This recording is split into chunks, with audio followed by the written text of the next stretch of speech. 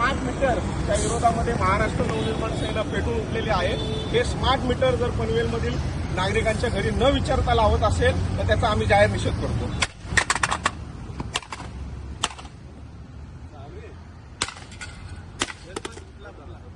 मी सुजीत सोनवणे, महाराष्ट्र नवनिर्माण सेना पनवेल तालुका अध्यक्ष। आज आम्ही आमच्या सगळ्या सहकाऱ्यांसोबत आज आम्ही इथं MSCB मध्ये आलो होतो। खरं तर MSCBचा भोवळ कारभार हा त्यांच्यासमोरच दाखवण्यासाठी आलो होतो की हा कशा पद्धतीने पनवेल तालुक्यात चालू आहे। खरं बघायला गेलं तर स्मार्ट मीटरची सक्ती नको आहे पनवेलमध्ये, पूर्ण महाराष्ट्रामध्ये, परंतु इथल्या कर्मचारी यांनाच न सांगता तिथं डायरेक्ट मीटर लावलं जातं आणि अशा पद्धतीने या ठिकाणी काम चालू आहे। तर हे थांबवण्यासाठी जर त्या ग्राहकाची जर परमिशन नसेल तर तुम्ही मीटर लावूच शकत नाही।